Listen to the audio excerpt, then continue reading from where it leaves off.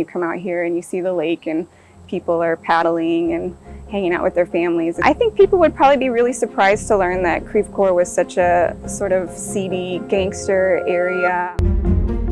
Creve Coeur Lake Park is known as a popular place to work out or for other types of recreation. The lake became a recreation spot for St. Louis residents in the late 1800s, with railroad lines and a trolley going out to the then rural resort. It was a really popular vacation and resort destination. There was a lot of dancing and fishing, sailboat races and regattas, so it was extraordinarily popular for about 30 years. But in the early 20th century, the landmark entered a period in its history many may not be familiar with. It's really hard to imagine that there were pistol fights and illegal distilleries. I was certainly surprised to learn that. I kind of thought it always just been this sort of nice, peaceful recreation destination. As the country entered Prohibition and cars became more popular, Creve Coeur Lake became a haven for speakeasies, saloons, and gangsters. There was a roadhouse on Upper Creve Coeur Lake that gangsters from all over the city liked to frequent. It also became the site of murders. One resort in particular was the site of numerous killings.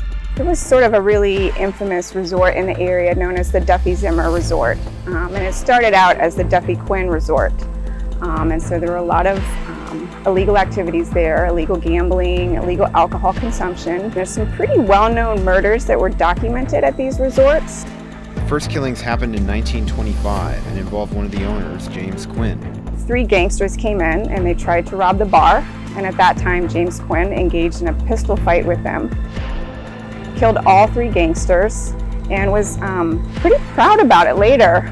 It made front page news, and so the 3 men that were killed were well-known gangsters. They had 70 arrests between the 3 of them, and James Quinn at the time is quoted as saying, you know, it was pretty good shooting. About 10 months later, another murder happened in the same resort. James Duffy was working the bar along with his cousin, a man named McDonald, and 2 men came in and they were intoxicated, and Duffy tried to evict them. And at that point, they pulled their weapons and they shot Duffy and his cousin, the bartender. And they allegedly fled the scene in a rowboat, which is kind of interesting. And these men were kind of in the wind for several days, and so they thought it was gang activity. They thought it was related to the murders of 1925. But it was later when an African-American porter came forward and he saw one of these men enter the bar the next day, and he wrote down their information. They used a telephone and he wrote down the number that they used and he contacted police. And so at that point, the police were able to track down who they were, and they found these 2 men and got confessions pretty quickly after that. They did think for a while that that was gang-related activity, but it turns out it wasn't. They blamed it on drinking too much beer at the time. An attempted murder also happened in 1938.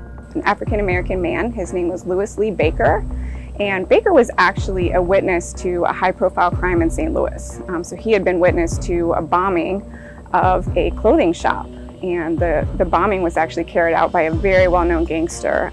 His name was Isidore Lundy, known as Izzy.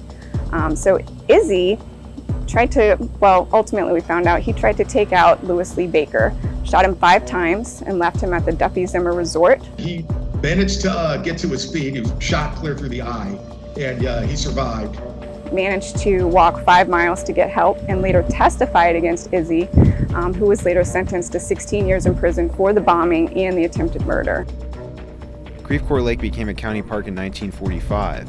A part of the Duffy Zimmer Resort eventually became known as the Creve Coeur Hotel. It burned down in a fire in the 1960s. Except for a few signs, there is almost no trace of this past at St. Louis County's most popular park.